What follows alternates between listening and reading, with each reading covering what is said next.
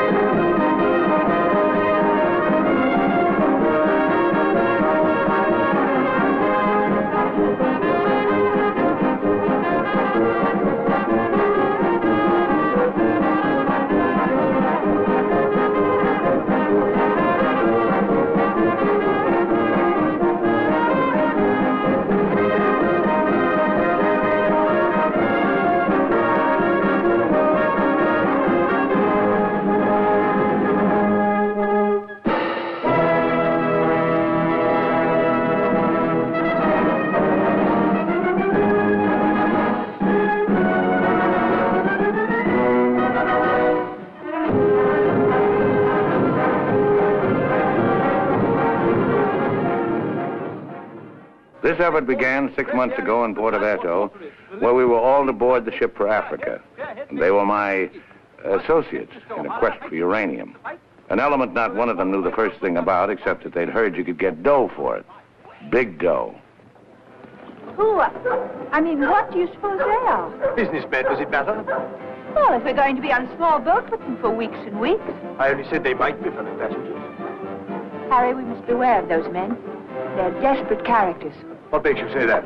Not one of them looked at my legs.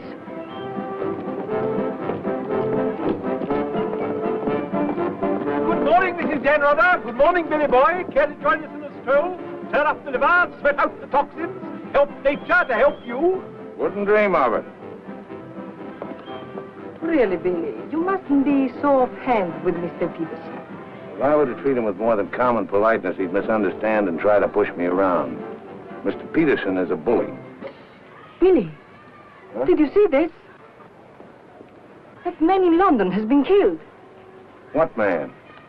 Paul Van Meer, high-ranking official in the Colonial Office, was stabbed to death early this morning by an unknown assailant outside a club in Soho. This is the third crime of violence to occur in that vicinity within the past month. What is it, Billy?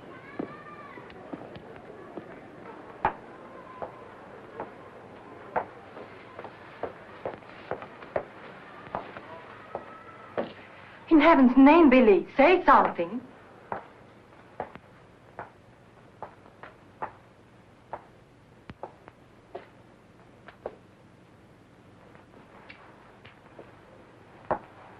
You understand, of course, that Peterson arranged this. It seems there's been a lot of violence around there lately. I don't pretend to be a fool. But look, Billy, this happened early Tuesday morning. We'd all left London well before that. What about Jack Ross? What about the galloping major? But I thought he only stayed behind to get that phone call from Mombasa. If it came through, he'll be here this morning. Well? Don't get so excited.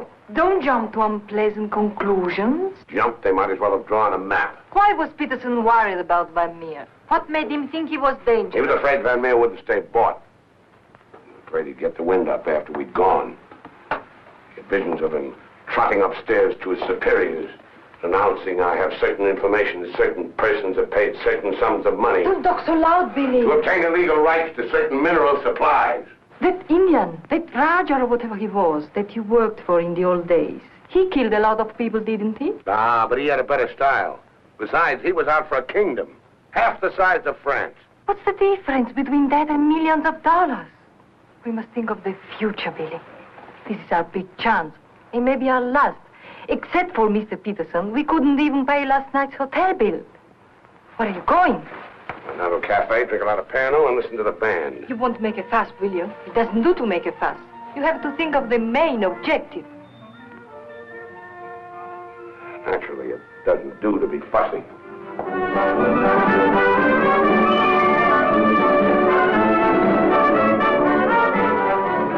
It's your move, Gwendolyn.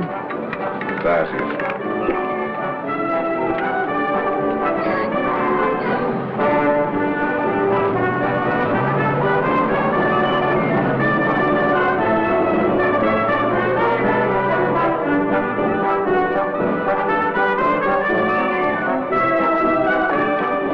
luggage is in there. Bring it up.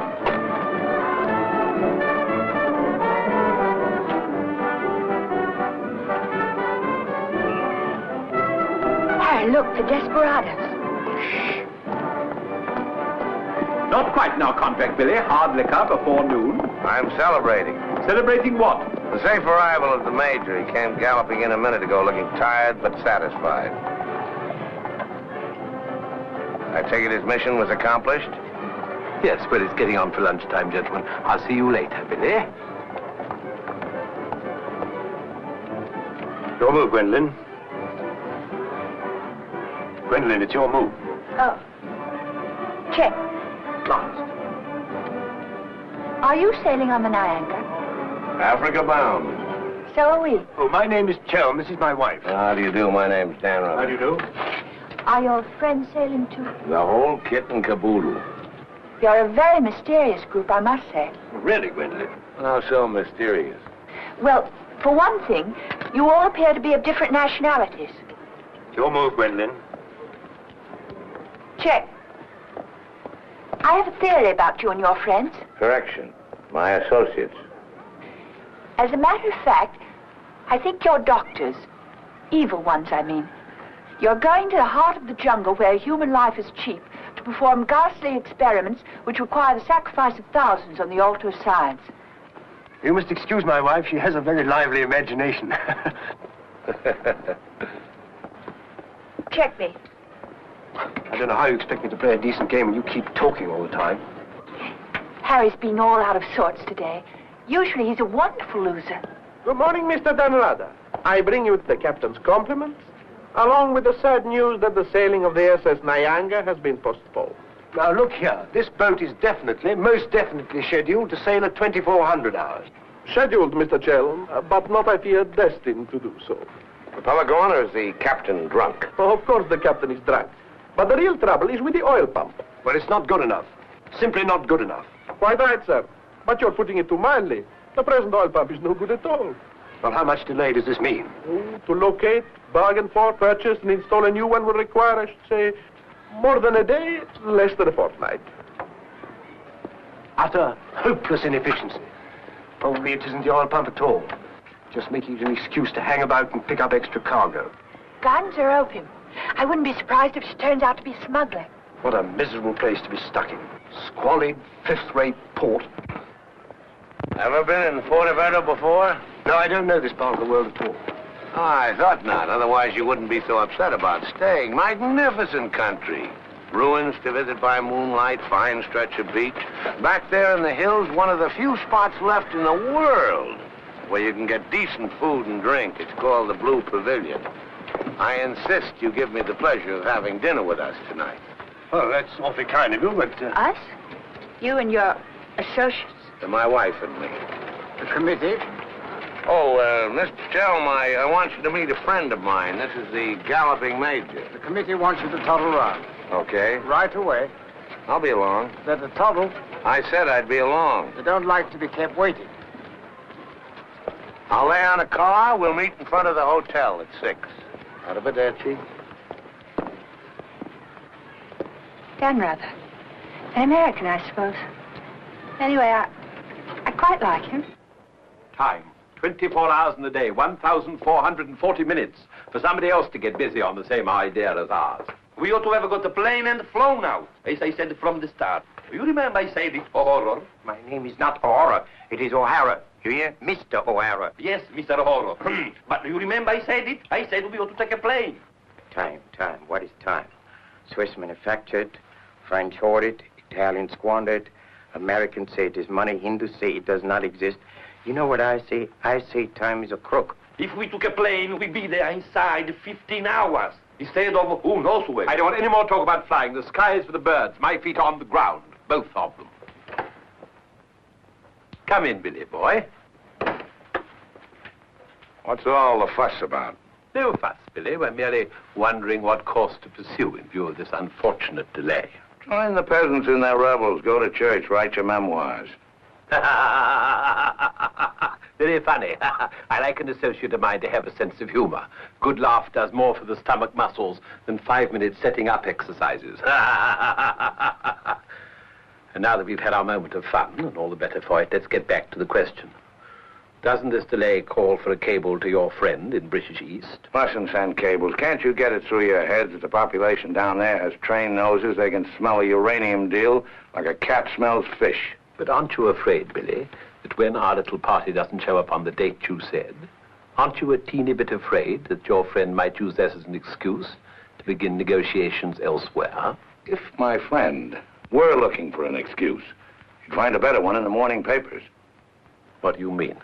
I'm talking about the untimely demise of Paul Van Meer. I'm appalled, Billy. What an unwholesome opinion you must have of your colleagues. To imagine that we... Look here, Peterson, you don't have to convince me of anything. You don't care what I think as long as I don't do anything about it. And I won't, unless you ever decide to sick that knife-happy little junkie on me. Watch yourself, laddie. Now, Jack, behave yourself. Sit down. For shame, Billy. I think you owe an apology to everybody in this room. And if you're half the gentleman I know you are, I'm sure you'll make it. As I was saying, Peterson, you've nothing to worry about. My friend won't pull out unless I tell him to. For purely venal reasons, that's the last thing I have in mind. Jack, give Billy a light.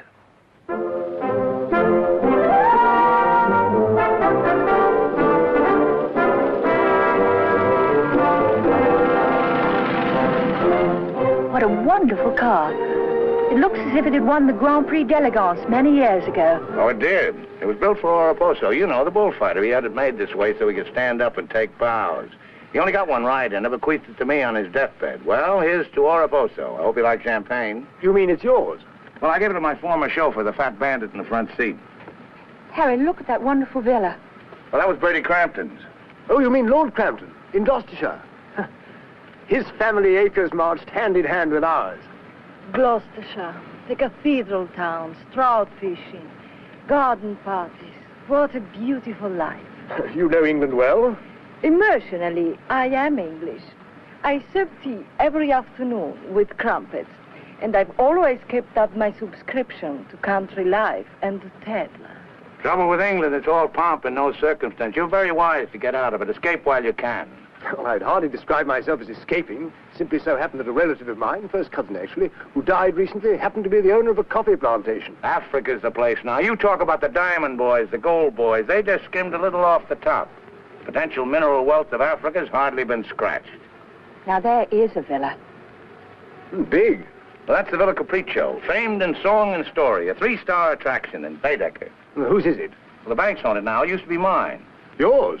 Yes, I brought old Charles over from Fouquet's. You know, the old Fouquet's, to run it for me. Then when I decided to pull up stakes, I bought him this restaurant we're going to. Least I could do to show my appreciation. Well, here we are. Charles! Charles!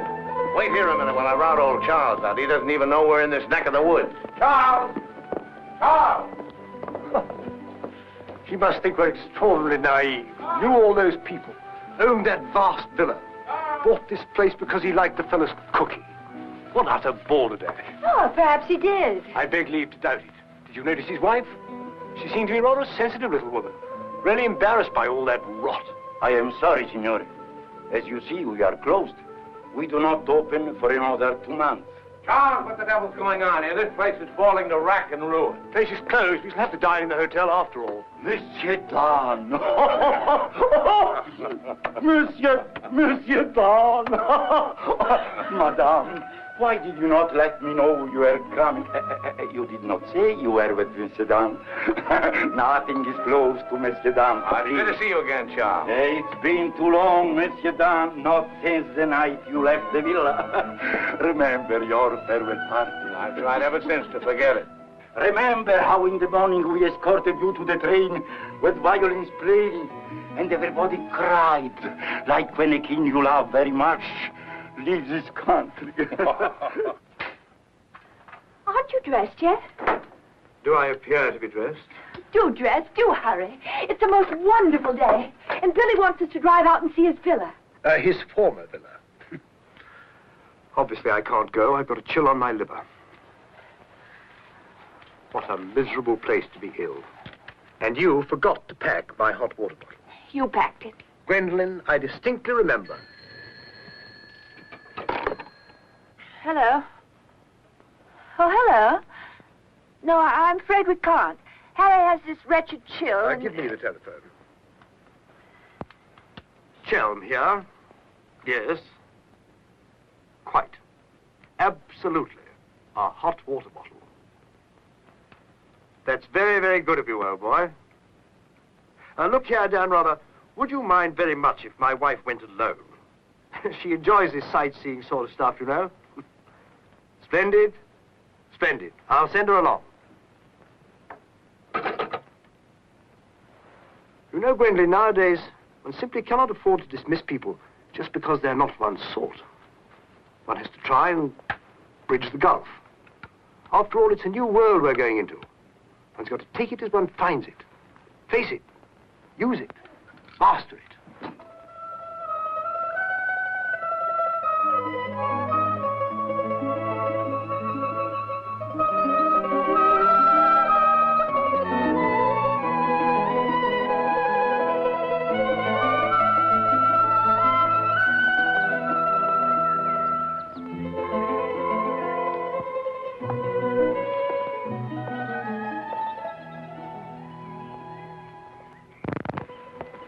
You know, I've seen Americans on the street and in the cinema, of course, but I've never talked to one before.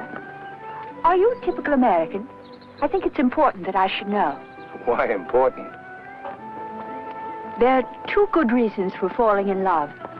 One is that the object of your affections is unlike anyone else. A rare spirit, such as Lord Byron. The other is that he's like everybody else, only superior. Harry, for instance, is the very best of a type. Well, if you must know, I'm a typical rare spirit. How long did you live here? Well, the longest I've ever lived anywhere is 2 years. Well, when you were a child. Didn't you ever have a mother and a father? And a house and a street and a town? No, I was an orphan until I was 20, and then a rich and beautiful lady adopted me. You know, I've changed my mind about your being an evil doctor. You're off to keep a rendezvous someplace in Africa sacred to the tribesmen. You're going to found a new empire and make yourself master of the riches of the world. But you need a beautiful blonde queen to impress the natives as the incarnation of the Queen of Sheba. That's why you're making a pass at me. Am I? Of course. I don't generally go sightseeing with strange men. You don't believe that, do you? Well, I believe anything you say. Do you? Well, you shouldn't, you know. You really shouldn't. Mr. Chelm? Yes? It's I, Mrs. Dalrada, Maria. Oh, come in. Tea for two and two for tea? Now, that's most awfully kind of you. You shouldn't have troubled, really. Billy told me you had a chill. Bit of one on the liver. 2 tarsum. Milk, of course. Of course. I feel I should like somehow to do him a good turn of some kind. You do? Well, naturally. Oh, I see. Naturally.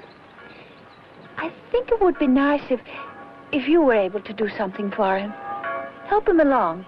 Give him the benefit of your advice. Delighted, of course. For instance. Oh, something with business. He was very pleased with that tip you gave him on the way home last night about the gold shares. I've forgotten what I told him. What was it?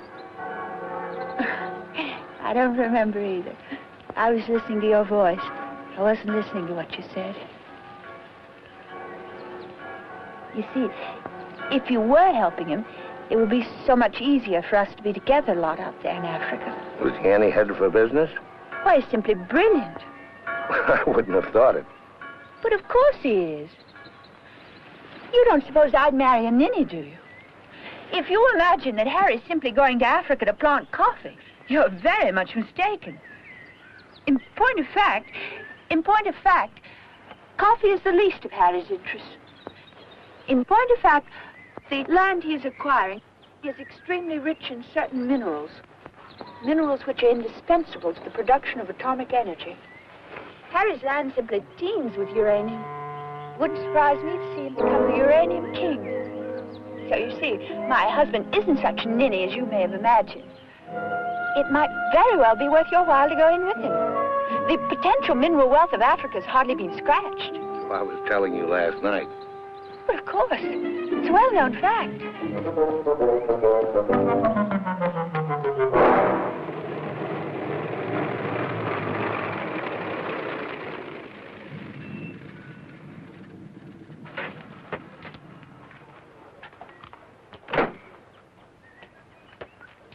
Billy boy.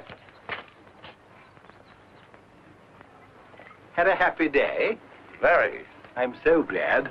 What an attractive woman Mrs. Chelm is. Is that what you called me over to tell me? Who are the Chelms? They're English, going out to British East. They have a coffee plantation. Any money in coffee? No, but there's a type of Englishman goes off to coffee plantations without caring whether there's any money in it or not.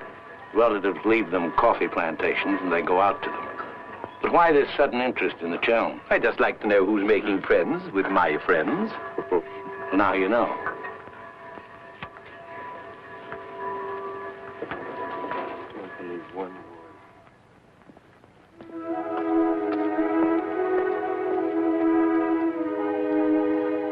You know, if I ever leave you, it'll be for someone of the type of Harry Chell. Well, bully for you. I suppose that type of Englishman is like a story I once heard. An English gardener in England was showing some Americans one of those wonderful English lawns. And of course, they wanted to know how to make a lawn like that. And this English gardener said... He said all you have to do is get some good grass and roll it every day for 600 years. I heard that story before you were born. Englishmen tell it when they're feeling down in the mouth. Just don't understand the child type. You're not even listening. You never do. Someday I'll say goodbye and you won't hear that either. One day I shall really meet my type and run off with him. And you'll be simply amazed. That's possible. George Moore said, I learned it by heart years ago. He said that each great passion is the fruit of many fruitless years.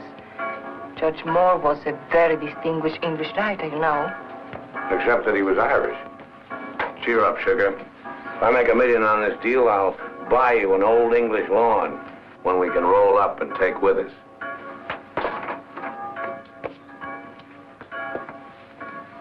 Billy, good morning. What's our wide-eyed Irish leprechaun doing outside my door? Why do you always make jokes about my name, huh? In Chile, the name of O'Hara is a tip-top name. Many Germans in Chile have become to be called O'Hara. Good morning, Mr. O'Hara. Madame, my respects. Perhaps Mr. O'Hara would like something to drink? Yes, maybe perhaps a little whiskey, huh? Very weak, please. What's this visit in honor of? Oh, just wanted to have a little talk with you. Okay, but make it fast. Fast? I give you my word, Billy. I give you my word. I feel to you like an older brother. Oh, it's not so much the difference of age. It's probably, yes, the reason is because I come from a culture which is so much older than yours in my country. A child 6 years old is older in his heart than you'll be at 60. It smokes, it drinks, it philosophizes. At this rate, I'll be 60 before you get to the point. The point is that Peterson, Ravello, myself, we are the principals in this case. We are in with the money. We cannot switch around and turn, but an agent, it's easy to imagine that he could conceivably doesn't feel himself quite as irrevocably committed as Peterson or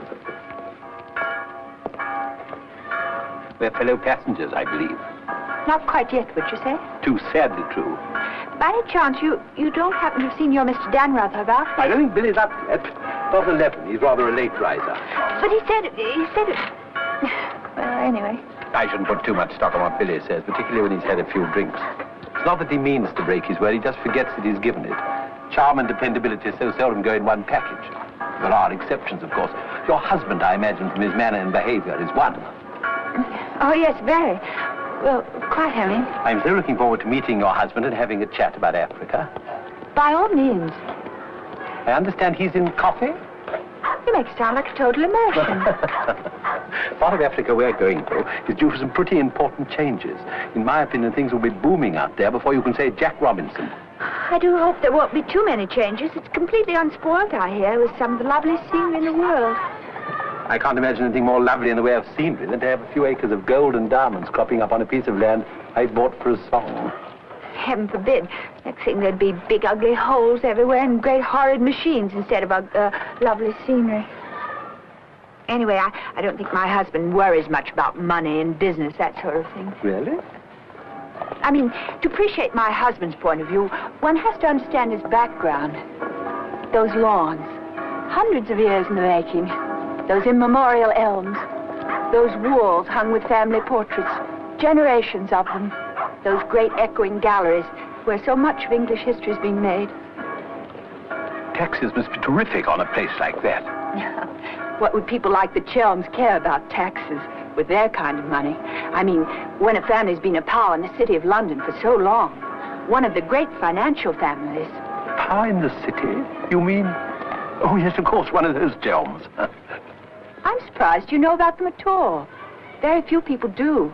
They prefer to work behind the scenes.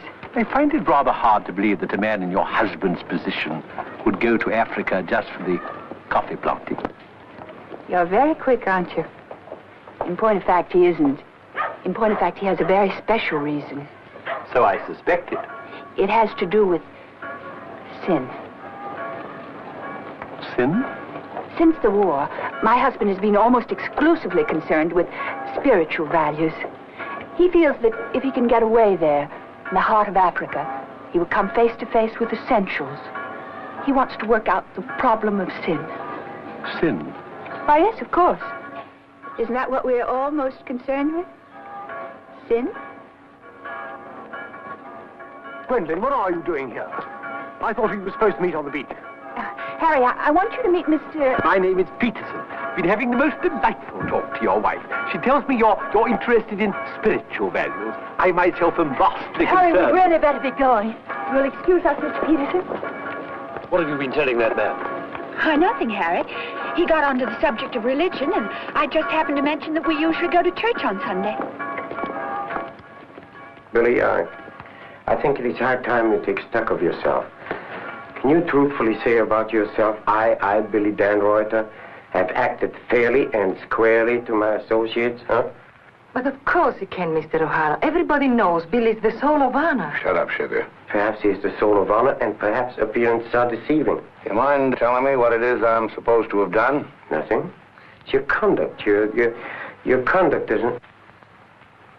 Your conduct does not inspire confidence, and confidence, Billy, is the most important necessity in an undertaking of our kind. One may be completely innocent, but if one's actions invite suspicion, one might as well be guilty. To be trustworthy is not more important than to seem to be trustworthy. Billy, have you done something you shouldn't have? Tell me, Billy. Tell me the truth. My conduct. Who do they think I am, their hired man? But you are, you know. You are the hired man. How good and kind of you to remind me. How good, how true, how kind.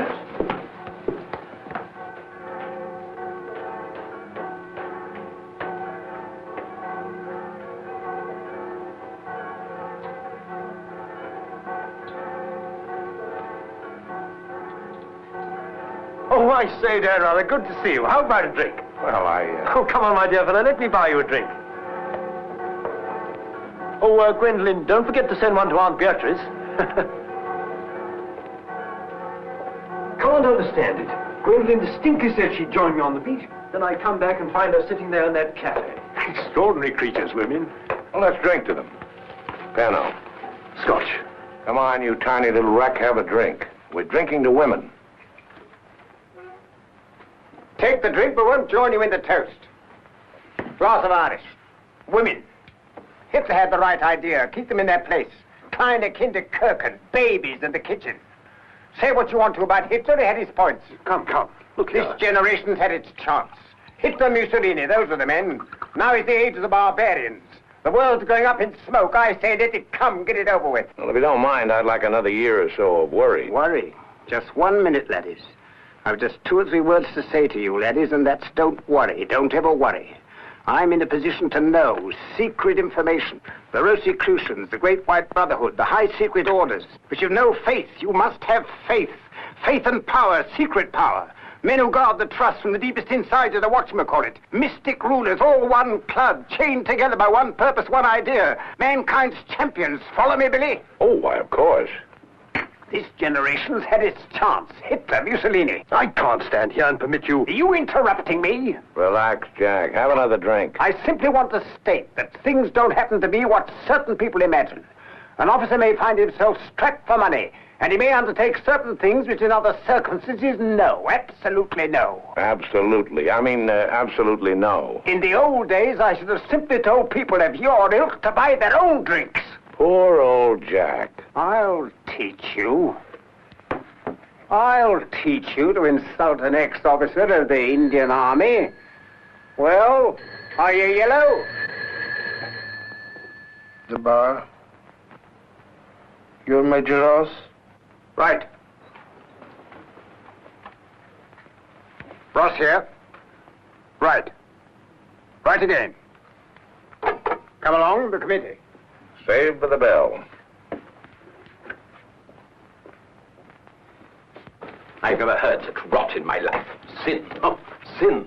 All I could do was to keep a straight face. No, I'm certain of it now. These are 2 very clever and dangerous antagonists. Sit here and help me close. But how could they possibly know what we're up to? Great interests like the Chelms have ways and means. Yes, and I'm convinced they're out to get us even before we get started. We must get ahead of them. Time has entered the picture in a new way. Never forget the time factor, gentlemen. It always enters the picture in the end. I'm sending a cable to London. I want full information on those Chelm interests. British Africa, too. Check up on his interests there. Every time the plane lands, I'll try and reach you by telephone. Keep me informed of the latest development. Dan Reuter, that lying, swinish, rum-swilling double-crosser. What pleasure it would give. No, you can't at the moment. We need him. Right now, we need that swinish, lying double... Did I hear my name? Rub-a-dub-dub. 3 men in a tub. Tub? Oh, been a change of plan, Billy boy. You and I are leaving for Africa. How's that? You and I are flying to Africa by the next plane. Oh, what's happened, Peters? Must be something important to get you on a plane. Perfectly simple, Billy boy. The trouble with the oil pump and the general uncertainty about when the Nyanga will sail forces me to sacrifice my personal comfort. I prefer to fly rather than run the risk of arriving too late. Well, there's also such a thing as arriving too early. What do you mean by that? Well, the land doesn't come up for auction for a couple of weeks. My friend can't make his move until then. If we sit around British East all that time, somebody's going to start wondering who we are and ask questions. Is that your real opinion, Billy, or are you just looking forward to a long sea voyage with the attractive Mrs. Chelm as your companion? Or perhaps you have even other reasons? Such as? That's for you to know and for us to find out. You'd better get your packing done.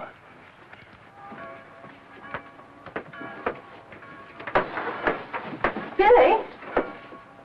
Where are you going? Off to Africa, flying. Just like that? Weren't you even going to kiss me goodbye?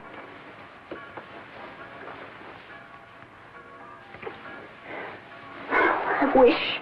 Don't say it. What? That you wish we'd never met. You'll be coming on the boat, and in Africa we'll get together and... I think I hate you. Letting those revolting men order you about.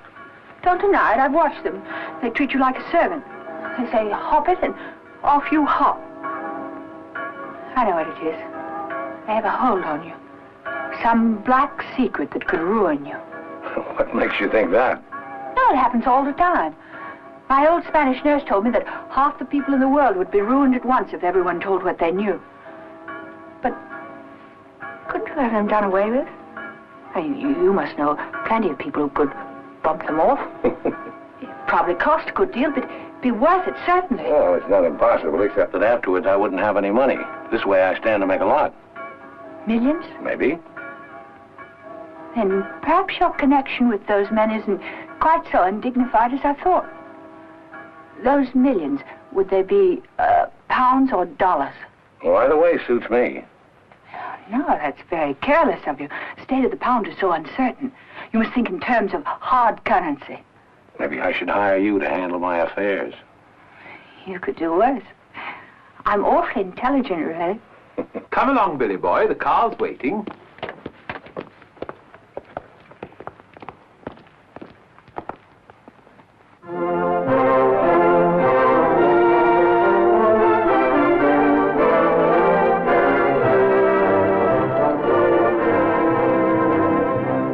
Can't get faster than this, we'll miss the plane. Press on! Press on!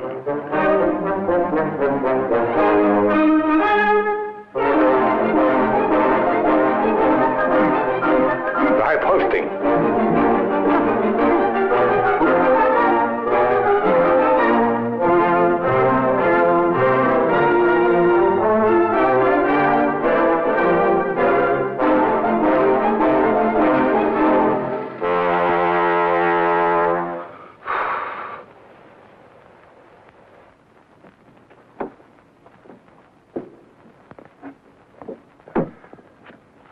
Bisogna spingere. Push, push.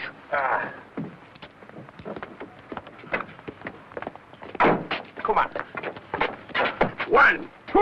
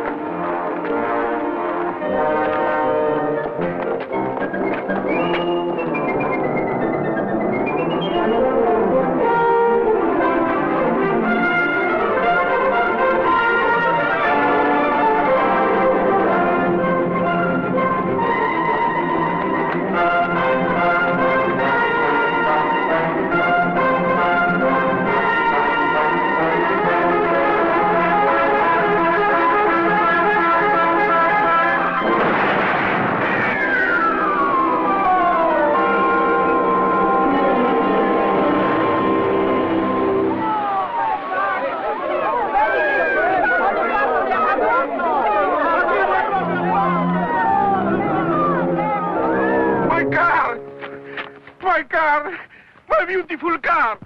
You did that on purpose. What? You planned it that way. I know what you're up to. I know everything. I know about the uranium on the Chelms land, the Chelm interest in the City of London. The what? You heard me, the Chelm interest. I take it your information comes from a reliable source. It does, from Mrs. Chelm herself, in fact. Ah, magnificent. Simply magnificent. You must pay me back for the loss of my beautiful car. If you weren't a benighted jackass, if you could see as far as you could spit, you'd know there's no such thing as the Chelm interest. You'll have to do better than that, Mr. Dan Ruther. Very much better than that. Don't believe me. Check with London. If you find out he's anything more than a down-at-heel Gloucestershire squire, you can have my services for nothing. You mean Mrs. Chelm is an unqualified liar? Well, let's say she uses her imagination rather than her memory. You will make restitution. We know, Mr. Dan, either the money or a new car. Why, you fat bandit, I gave you the car in the first place. How I came by it is beside the point. The fact you gave it to me doesn't make it any the less mine. Shut up. That's right. Threaten me. It is not enough that you destroy my beautiful car. Now you... my beautiful car!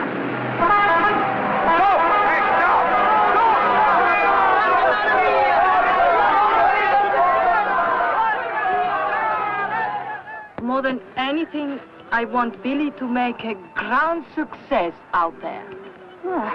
As you care so much about money, I should have thought you would have left Billy for some rich man. I shouldn't think Billy would mind, really. I mean, neither of you are in love or anything. You are a strange girl. Of course I love Billy. Actually, I adore him. And Billy loves me very, but very much. That's why I trust him with his little unimportant amours. And what does he say about yours? But, darling, all husbands like their wives to seem attractive to other men.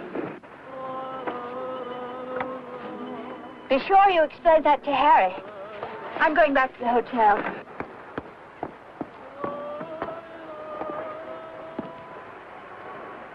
Mrs. Stanrother, Maria, I'm afraid, I have some shocking news for you. The boat is not going at all? There's been a terrible accident. Your husband's car drove over a cliff. The people on the bus saw it fall into the sea. It seems almost certain that... What is it? What are you trying to say? He's saying that Billy is dead. It's become necessary to redistribute the stock in our company. Stock. What good is the stock now? We can't deal with the Radar's friends. Not without Radar. All the effort, the money, everything went over the cliff with that car. Ravello, you forget the English are very sentimental people. I tell you, there is nothing that Billy's friend will not do for his widow, and in black, she's a very touching figure. Poor Maria, you really have had a wretched time of it. You are very understanding. If only there was something I could do. Just now, if you could bring me an aspirin. I have a headache. Don't move. Just you wait there. I'll be back in a moment. Mussolini, Hitler, and now Peterson. A great man, a great loss. I'm going upstairs and reading my Bible. Why all the clothes? Maria has a headache. What's the matter with you? Go away. My dear girl, I'm as sorry about Dan Rather as you are. But after all, it isn't as if he was one of our oldest friends. I was in love with him. He was a very pleasant acquaintance. What did you say? I was in love with him. Really, darling, have you no control over your romantic fantasies? I loved it. Can't you hear me? I love you. Oh, rot. You're just dramatizing again. By George, you were right, after all. I did pay it. Oh, what shall I do? I feel so I were drowning. He's dead. He's dead, and I'm left in a fool like you. I tell you what to do. Have a bit of shut-eye. You wake up in an hour feeling your old self again, and there'll be no more silly stories about falling for a middle-aged roustabout. So? Oh, please go away. I'll just take these to Maria.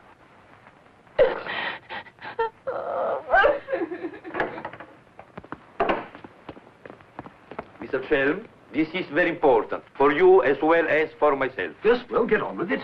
There is now an opportunity for you to secure enormous profits with virtually no risk. I want a bit about the bush. Our purpose in going to... For you as Billy's widow, it will be very easy to persuade his friend in British East, and for capital, we have Chelm. Quite evidently, you've been misinformed as to my interests.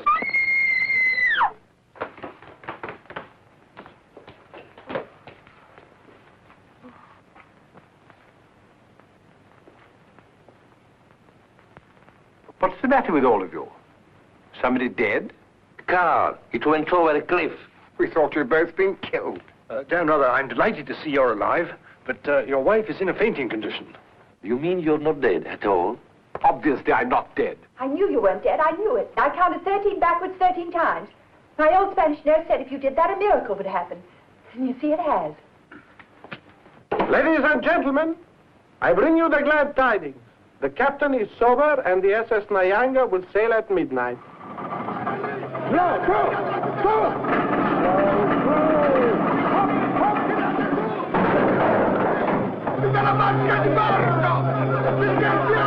I can't see it anywhere. What can have happened to it? My dispatch box, where is it? A black tin box this size. What have you done with it? Guardi che la sua valigia gliel'ho messa in cabina. I told you to take the most particular care of it. I shall not go on board till my dispatch box has been found. Having trouble, Chelm? I think that I can't cope with myself, thank you. È la seconda volta che glielo dico. La valigia gliel'ho messa in cabina, è inutile che insiste con me. Says he put it in your cabin, whatever it is. Idiot! Why didn't he say so in the first place? Hey, look. What's happened to Harry? Been giving me the fisheye all evening. Oh? What is it? Perhaps it's because when I thought you were dead, I told him I was in love with you. You what? I couldn't help it. It made you seem less dead. And? Oh, he didn't believe me. He thought my nerves were upset. Sort of delirium. He thought it quite a joke. The idea of my inventing a love affair with a middle-aged roustabout like you. That's what he called you. Well, now that I'm back in the flesh, you'll begin wondering about that delirium of yours. I suppose seeing you alive is different from thinking of you dead. You're just great cooped up on that tub with a suspicious husband. Billy.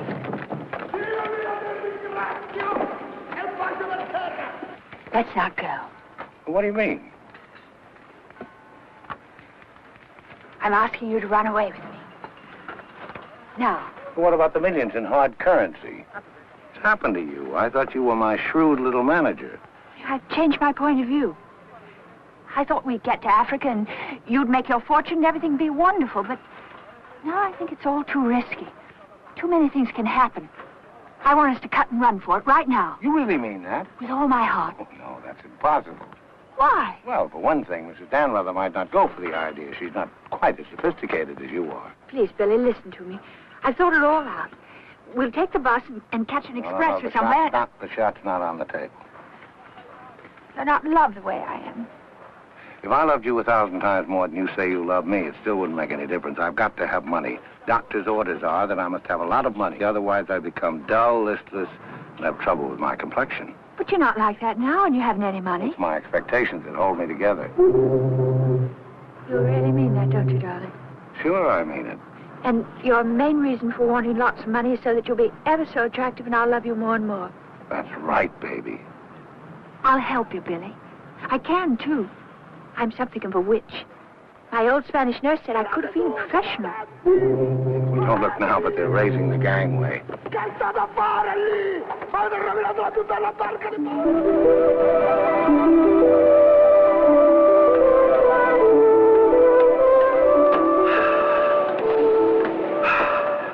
The air, ozone. What a pity we can't bottle it, gentlemen. What a fortune we'd make. Neptune's mixture. Now breathe deeply. Remember, every breath is a guinea in the bank of health.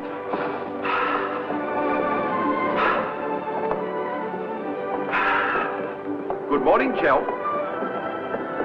Why, that's good. Very good indeed. I didn't know you were an artist, Mrs. Danrother. I'd hardly call myself that. I only dabble. The nose is not enough long. The ears are too small. Only has one eye. Now, come along, gentlemen. We must not dawdle. Blow the man down, bully, blow the man down. Blow, blow, blow the man down. Blow the man down, baby, blow the man down. Good morning, Mrs. Chelm. Let's hope she breaks her neck. Blow the man down, bully, blow the man down. Blow the man down, bully, blow the man down. Blow, blow, blow the man down. Blow the man down, bully, blow the man down. Give me some time to blow the man down. Mr. Peterson? Mr. Peterson? Radiogram.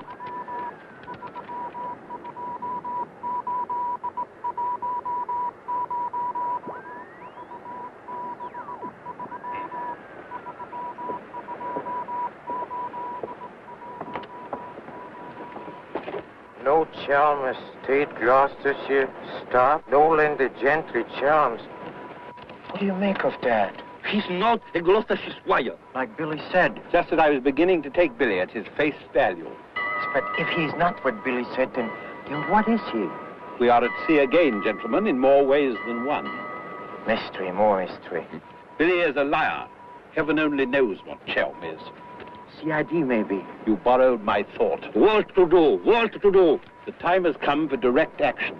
You remember last night when we came on board? The fuss he was making about his dispatch box?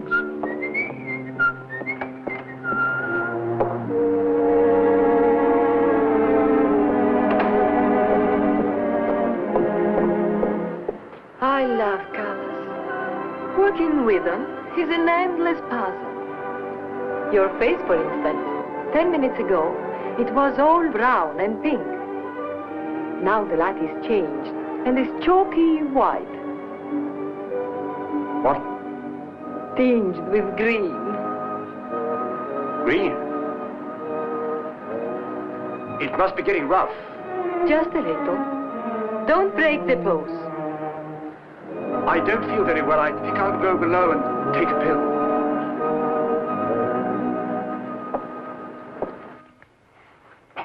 incredible. Harry Chelm is just...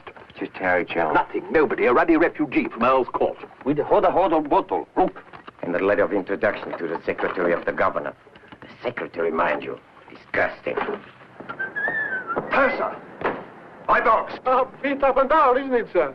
It's gone. Oh, yes, indeed. Major Ross took it. I saw him sneak it out of your cabin. I like to keep my eye on what goes on aboard the ship. Where did he take it? I believe it's Peterson's cabin. In fact, I'm sure.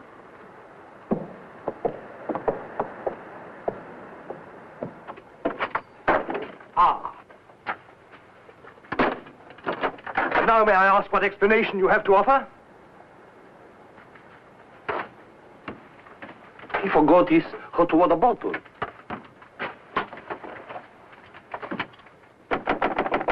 Billy? Come in. Billy, have you heard what's happened? I've seen the paper in days. It's not funny. They've stolen Harry's dispatch box. Who stole his dispatch box? That dreadful little major. He took it to Peterson. They went through it. It's all your fault. I suppose you know that. My fault? Well, the poppycock you've been peddling, all that junk about the Chelm interest in London, uranium on your land. Well, in a way, you're the one to blame. I'm the... I mean, you acted so superior. I was falling in love with you, and I couldn't bear it for you to think I was just a nobody. Married to the son of a boarding house in Earl's Court. The son of a what? A boarding house. That's what Harry's parents do. They run a boarding house for decayed gentlefolk. But the way he talks, the way he acts, I thought... It's just that he sees himself in a place in the West Country with trout streams and horses, leading the life of a country squire. It's not his fault if people take it for granted that he has a place like that. He's never once said that he had. Well, country gent, son of a boarding house or whatever he is.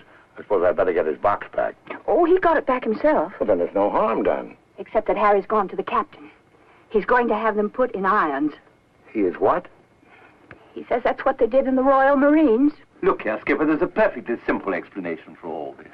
I happen to own a dispatch box which is very similar to Mr. Chelm's. When I didn't find it in my cabin, I asked Major Ross to see if it had been stowed away somewhere else by mistake. The Major found what he thought was my box in the saloon with some other luggage. The box has been in my cabin ever since we sailed, under the berth. As soon as I saw the box, of course, I realized at once that it wasn't mine. I simply opened it to find out to whom it belonged so that I could return it to its rightful owner. I can't conceive why this gentleman should imagine I should be interested in a box containing patent medicines. I'm not a hypochondriac. Purser, tell the captain exactly what you told me about the box. Why, sir, you asked me whether I'd seen it, and I said it might be the one I'd seen being carried along the passage by Major Ross. You distinctly told me that you'd seen it being taken from my cabin. Oh, you must have misunderstood. You were rather ill at the time, if you remember, sir. That's all, Purser. He's been bribed. He's in league with these criminals. Just a case of a misunderstanding. That's how I look at it. Now, what about a little cognac?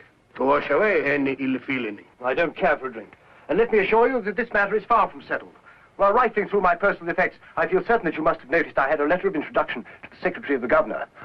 I suspect he'll be much more interested in what I have to say than this gin-soaked so-called ship's captain. You mind your tongue! Any more intelligence? You're the one I put in irons. As far as I'm concerned, this is a close incident.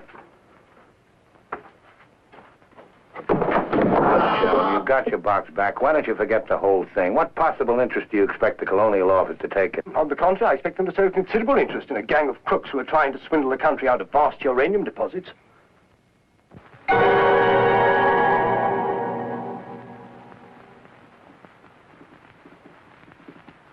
Just one moment, sir. What leads you to believe? This gentleman obviously hasn't seen fit to inform you that during your supposed demise, he attempted to lure me into your nefarious venture. Unfortunately for you, he acquainted me with all the pertinent facts. Facts which I intend to communicate to the proper authority at the very earliest opportunity. I thought you were dead. That's what they told me. Everyone told me you were dead. And if you were dead, we head to a fresh capital. Didn't we? You, Ravello, my own partner, sneak up behind my back and try to cheat me. The milk's spilt. It's no good crying over it. Get after him, Billy. Calm him down. Talk to him. See if you can't get him to change his attitude. I'll try, but I don't think it'll do any good. I don't know why we have to worry about Chelm's attitude. Talk's no good. Conversation never convinced anybody. I say put an end to words. Shut up, Jack. time factor has entered the picture again. This time, fortunately, it's working on our side. 2 weeks before we reach port. That should be plenty of time to convince our friend Chelm. I beg you, please end all this trouble. If things go on, either you will be done away with before we ever get to Africa, or you will leave and denounce Peterson to the authorities, and that will be the ruin of all my plans and hopes. In the long run, you'll do much better to get clear of these people. They're thoroughly undesirable. The long run. I'm tired of the long run. I am not even thinking about them or about myself. It's only you that concerns me, Harry. No need to worry about me. Ever since I met you, you fill my thinking. You are becoming an obsession. Don't you understand, Harry?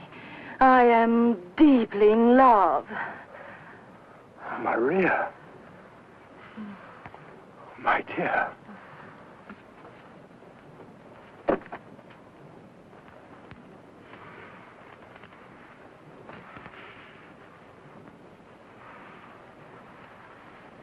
Only you could make a woman feel like this. All I want is to be in your arms, now and always. You forget I'm going to be done away with. Oh, no. It will be easy to arrange. What you must do is this. You will write me a letter. A love letter. You will tell me that you cannot denounce Peterson, because then I will suffer too. Because you love me so much, you cannot bear to hurt me. Such a letter they will believe if I show it to them. My dear girl, you must see that this is quite out of the question. I don't propose to make compromises. Not compromises, Harry, darling. But you can see, if you cause trouble, the whole of our plans, my plans, you would not want to make the innocent suffer. It would be much better if you don't interfere, Maria. I must handle this as I see fit. Then you intend to go ahead with this business, tell stories and ruin everything? It would be much better if you cut loose from these people. No happiness can come from such an association. Harry, I'm asking you not to do this. Please, write a letter. Then there will be no trouble for you, no trouble for us, no risk when we get to Africa.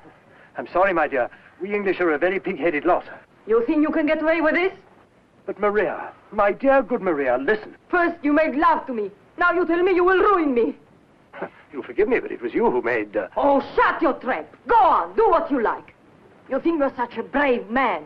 I'll tell you what you are. You are a heel. What the blazes now? What's happening? What's going on here? The oil pump's on the blink. The electricity's failed. Utter folly. A ship lying in darkness this way, we might well be rammed at any minute. I'll tend to this myself. Which way is the engine room? The passengers are not... I'm sure your chief engineer will welcome the advice of an ex-officer of the Royal Marines. Tutte cose! Non stai a toccare niente! Lo scasse tutto! Lo rompe tutto! Non stai a toccare niente!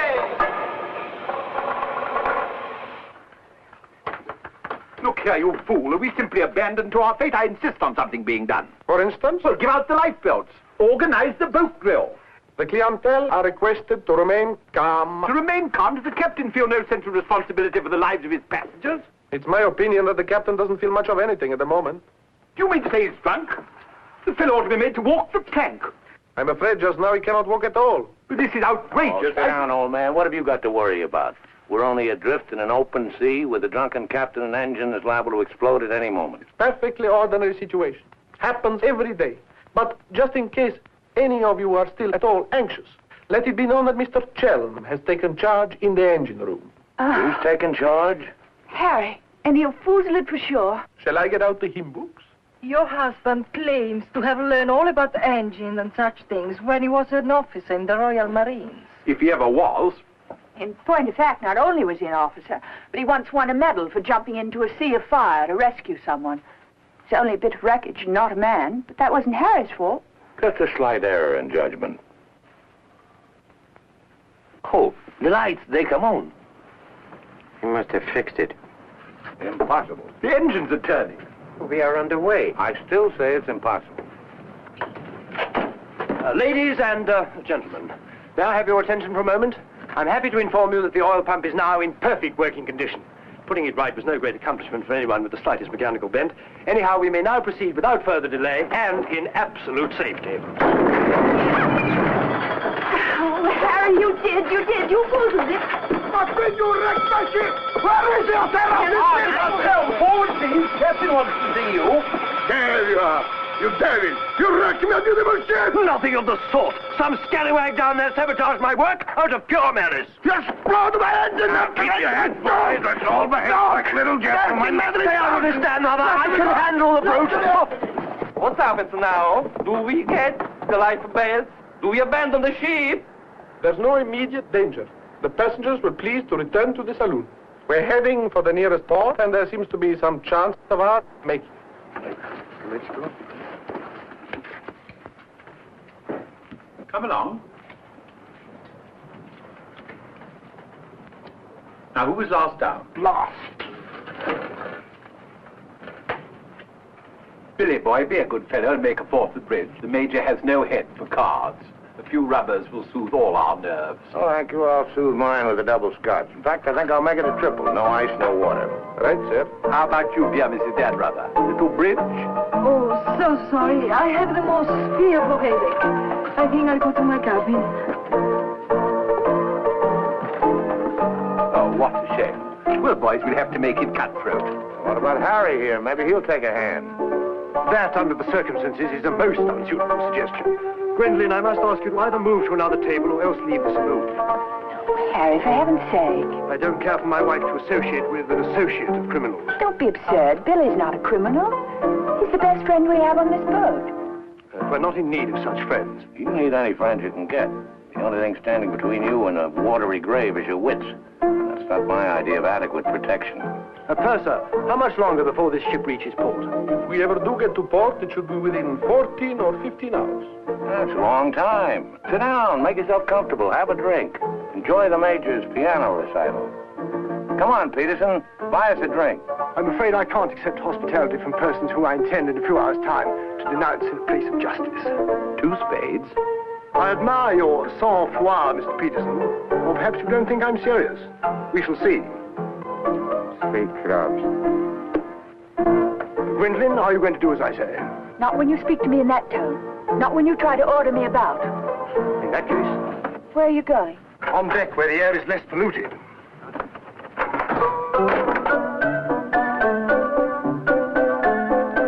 Sir, 4 tonics? I think you'd better go after Harry.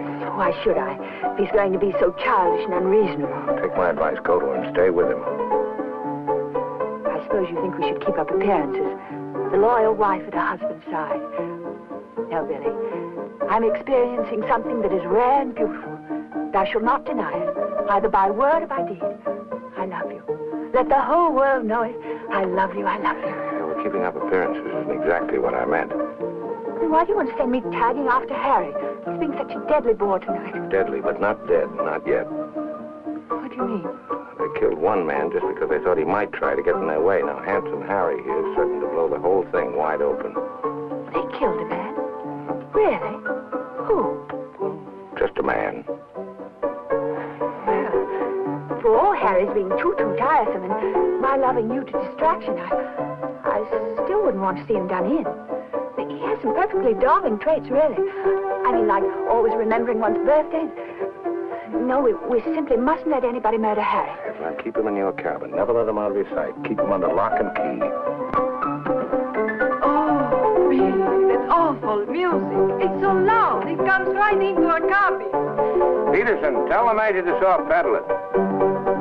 And while he's about it, he might change the tune. Oh, don't you like it? It's one of my favorites. I'm afraid he doesn't know any others. Do you, Jack?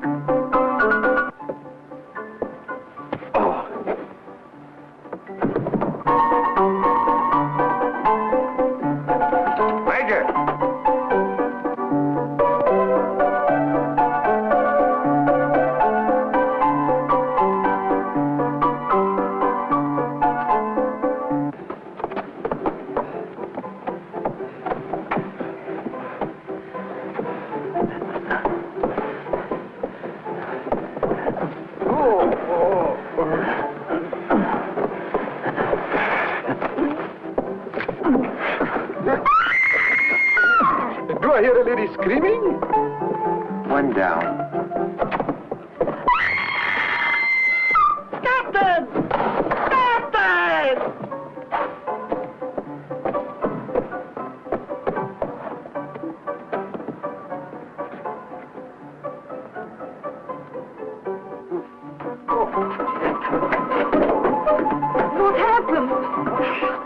Billy, all that screaming. I thought someone had been killed. Someone nearly was. Indeed, they were. Look at the Major. Better get a new act, Peterson. The curtain's going down on this one. Every time I turn my back, someone makes trouble. The passengers break the engine, they beat each other to feet, they throw each other overboard. That man attacked me. How you? You again! If I struck him, it was in self-defense. He came sneaking up behind me and tried to run me through with his sword. Is that true?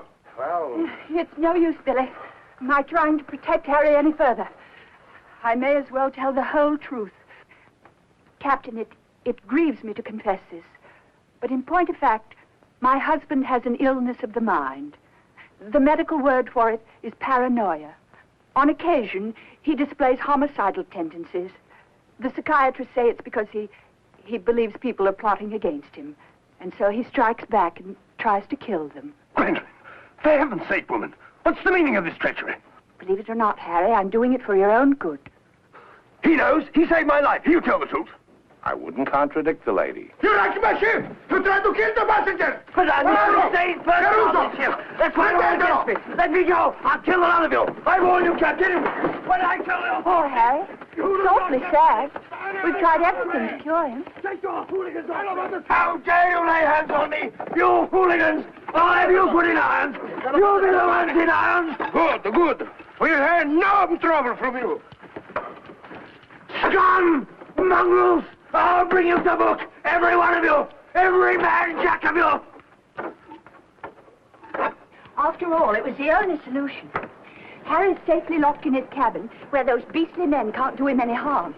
On the other hand, he can't say or do anything now to interfere with your making that fortune in Africa. I mean, the authorities would hardly listen to the ravings of a lunatic, would they? Well, they won't even let him off the boat. Well, in that case, he'll just have to stay shut up for a few weeks. It's a bit hard on the old boy, don't you think? Yes, but after you've amassed all those African millions, we'll make it up to him. We'll buy him a country place in Gloucestershire with some rough shooting and a trout stream like he's always wanted. Maria will marry him, perhaps. She seems to have a very real feeling for English country life. And everybody lives happily ever after. Especially us, Billy. There's no abandoned ship. What's going on? I believe, sir, that we are sinking. What? Station, everybody. Lower your light, please. We're sinking. Harry! Harry, open the door! You must! The ship's sinking! Get back.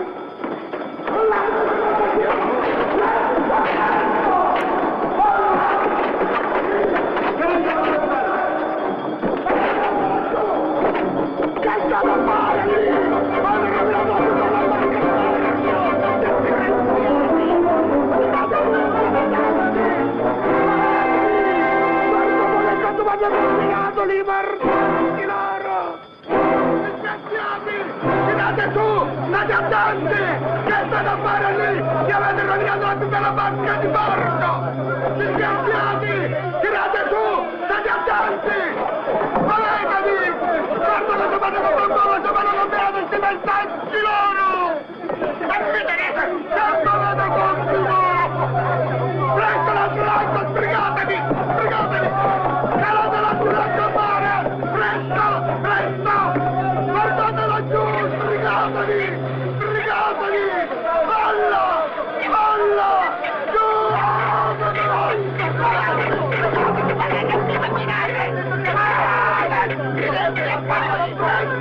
Presto! State attenti laggiù! Vi portate questi palachetti! Calate l'altro lato a mare! Mollate la cime! We can't leave without finding out what's happened to Harry. Maybe we'll run across him out there. He's a strong swimmer, isn't he? So the relatives... I don't say we will, but it's possible. Anything's possible. Silenzio poi! Come! Bill! Crash! Dio mio, ti ringrazio e pace per terra! Speriamo che incontri un branco di messicani!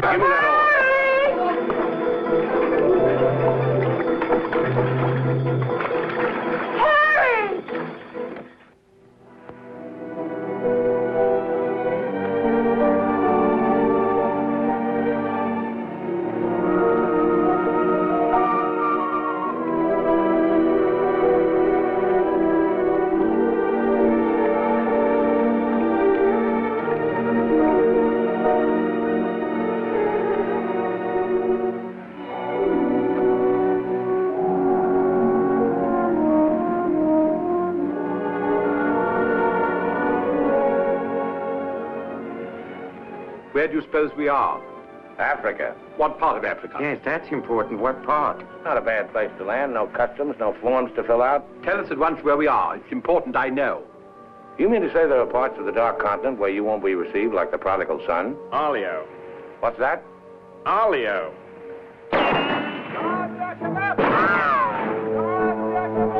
Better get down, everybody. Mamma mia, Arabs! Oddio, mamma mia! Get rid of your passports, boys. Mrs. Chelm, Billy Boy, my identity must remain a secret.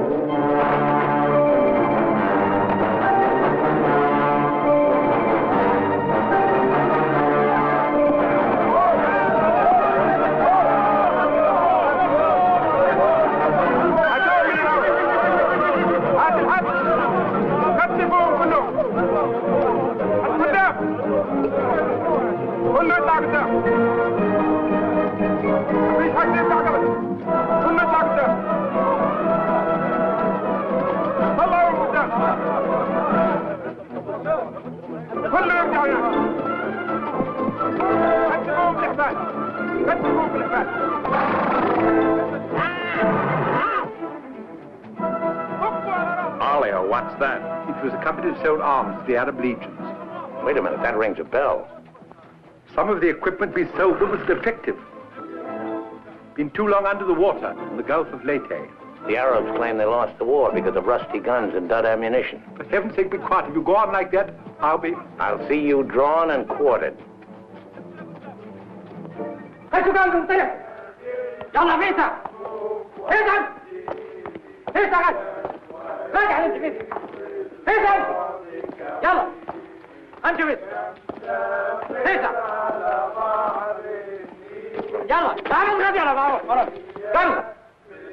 you going to allow them to bully you in this way? Why, it's simply... Shocking. Harry wouldn't have let them do it. He had a sense of dignity. I have a sense of survival. Billy, what is going to happen?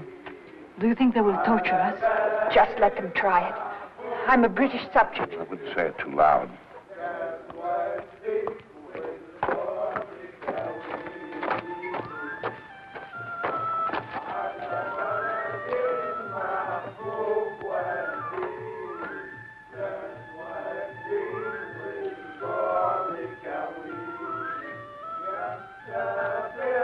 We shipwreck. Big boat, go down. Bottom ocean. We take little boat.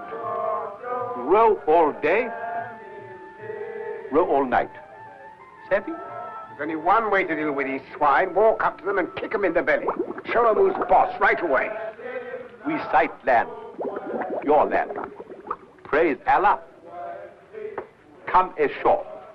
Suddenly, boom, boom, boom. No good way to treat shipwrecked people. You will please to hand over your passports.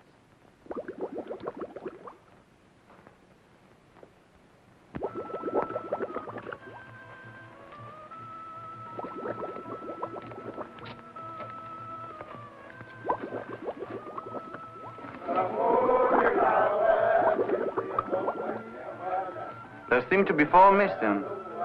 Will those who have not handed over their passports hold up their hands?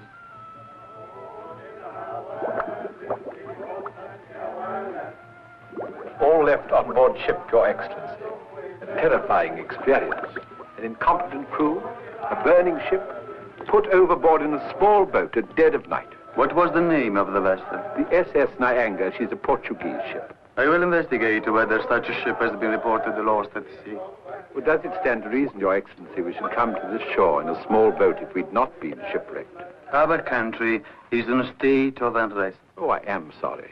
Agents of certain foreign governments sometimes try to enter it by stealth, hoping to fan the flames of revolution. Therefore, we check carefully on the activities of strangers.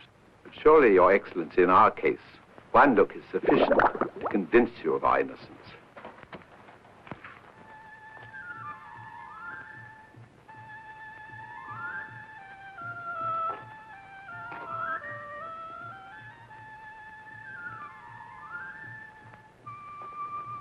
No. One look is not enough.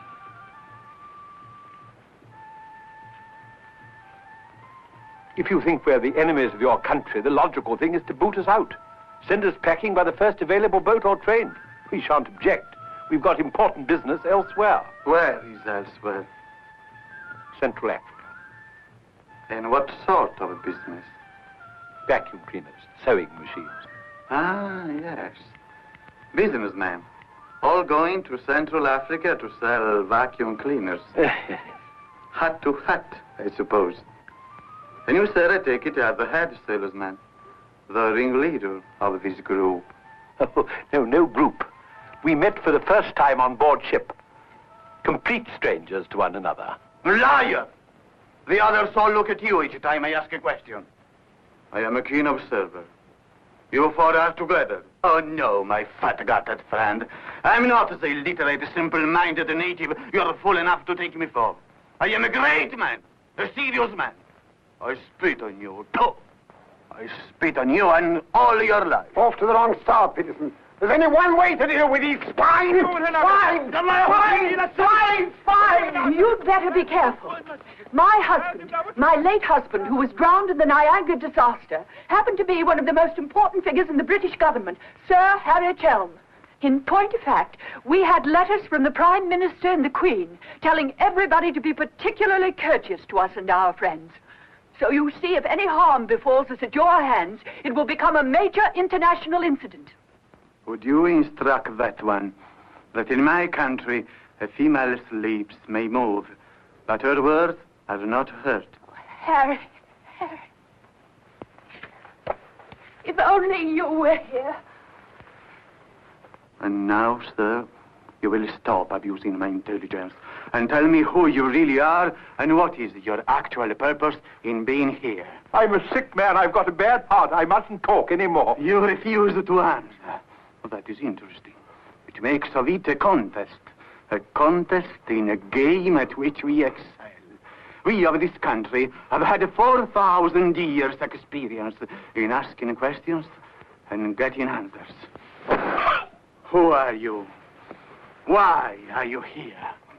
Don't hit me again. My heart. I have an attack.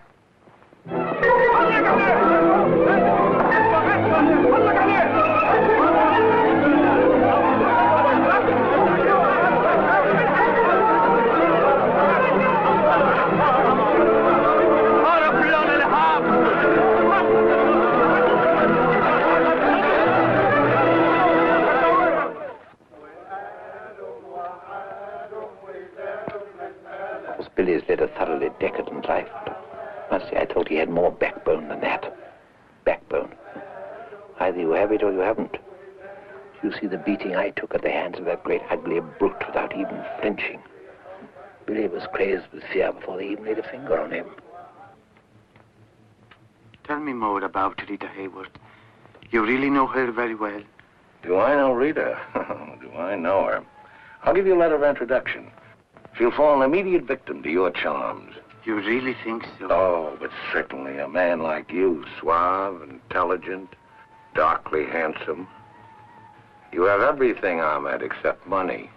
And if you listen to me, a boat will be placed at our disposal, a very slow boat, so that Fat Gut's check will have plenty of time to clear. And you will trust me for your share? Does one man of the world ask another to trust his own brother? Oh, no, Ahmed. You'll give me a check for half. Your demands are very great under the circumstances. Why shouldn't they be? Fat Gut's my best friend. I will not betray him cheaply. You are certain that you are the friend of the peerless Rita? Come, Ahmed. Line back to business. Very well.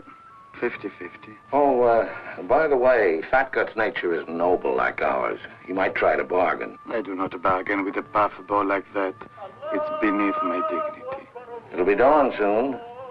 The correct hour for a firing squad. But if we have him shot, what about the money? Well, I was just thinking that if he had a volley at the psychological moment, he might not be so inclined to haggle. I believe you must have Arab blood. Westerners are not usually so subtle. يلا يا علي نمسك الراجل الثخين. يلا بينا. يلا. Look, Halamite. Look, Halamite. Ah!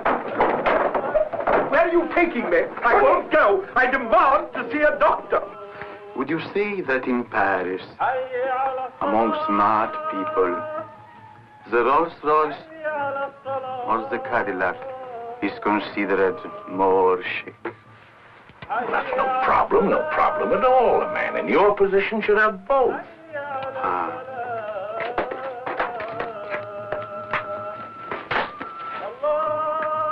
Mr. Dannerather, I believe, would like a word with you. Billy, sit down, Peterson.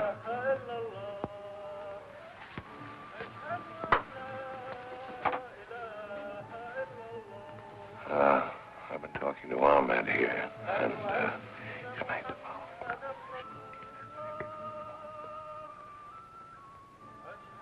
It's blackmail. I can't pay. Henna, go! Henna! What was that? Paris, but it's execution day. Will he take a check?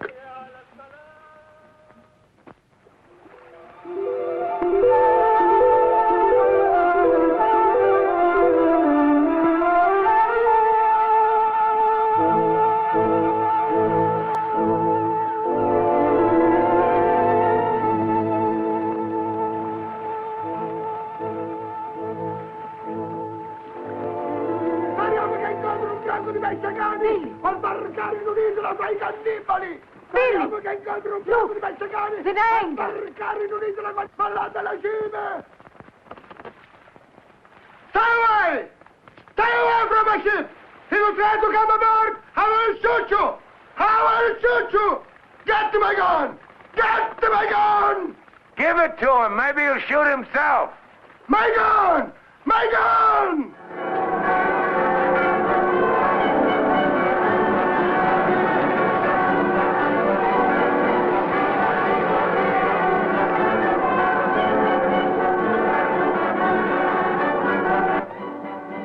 Excuse me. Are you Mr. William Dannerather? That's right. I'd like to ask you a few questions, if I may. Oh, I'm sorry, not now. Forgive me, but it's rather important. Yes, it always is. I was a newspaper man myself once. Well, you might quote me as saying that everybody was heroic except Mrs. Dannerather, who ate all our boots. Very amusing, but I'm not a reporter. Oh? Jack, go to the phone, make reservations. The first plane to Nairobi, 6 seats. Yes, and if they don't have any, talk to the right man and tell him if he kicks other people off the plane, we'll make it worth his while. I always said we ought to take a plane. You remember I said that, Mr. Horror. I said we ought to take a plane. Mustn't dawdle, Billy boy. Great deal to do and not much time. Those were the other members of your party? Yes, I'd like to talk to them, too. Oh, what's it all about? I believe you were acquainted with a Mr. Van Meer, now deceased. Peterson, you and the boys better come back down. The gentleman here wants to speak to you, Mr. Jack Clayton of Scotland Yard. You take your wine here or upstairs, Mr. Dunn? No, we'll have it here. Care to join us in a drink, Clayton? No, thanks. It's a bit early in the day for me. I read somewhere that a Scotland Yard man never accepts a drink from anyone he intends to arrest. Is that true, Mr. Clayton? Quite so. Mrs. Dannerather? No, I'm Mrs. Chelm. This is Mrs. Dannerather. No, how do you do? Well, I wouldn't dream of alarming you lovely ladies, so perhaps I'll have a glass of bubbly after all. Peterson, how do you do, sir? How do you do? Ravello. And Mr. O'Horror. O'Hara, Julius O'Hara, delighted. No, I'm the one to be delighted. It had begun to look as though I'd never catch up with you people.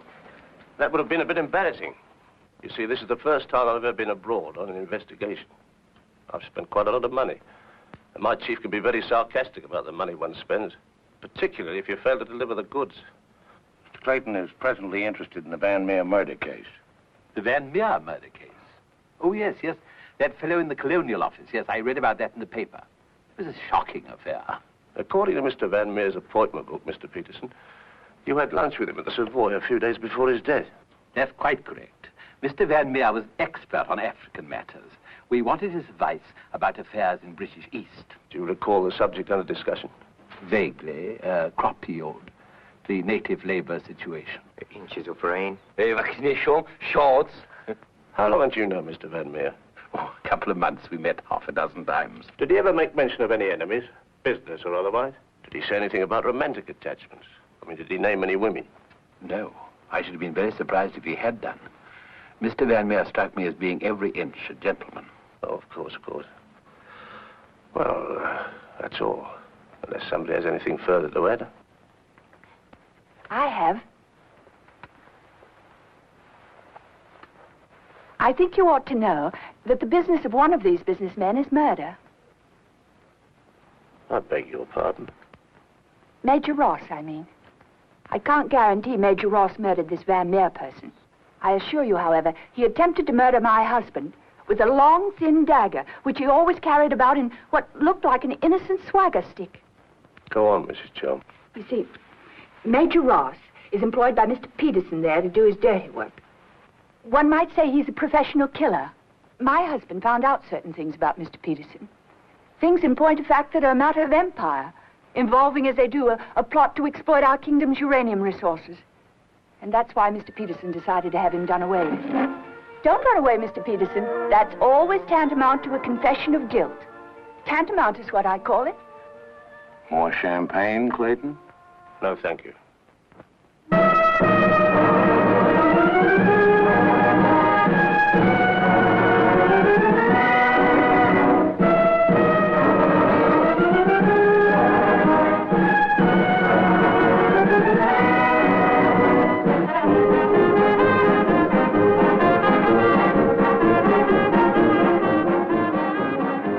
Should you ever think of me in Earl's Court, that's where I'll be, helping Harry's parents with the lodgers.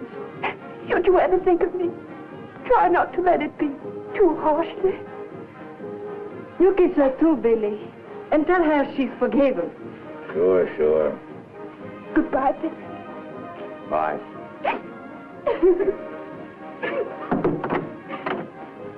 For Mrs. Chelm, just came on the ship's wireless. Oh, by the way, Mr. Danrada, do you know that your associates are all in the Hoosgow? Oh, not that I'm a bit surprised. I put them down as thoroughly bad characters, right off the bat. But then there are so many bad characters nowadays. Take mine, for instance. Harry! He's alive!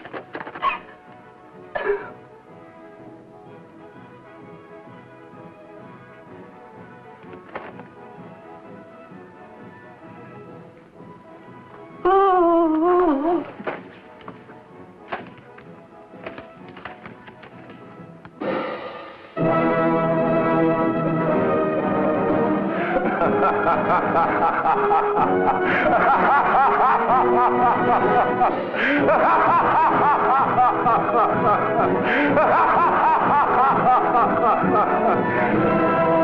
Oh, this is the end.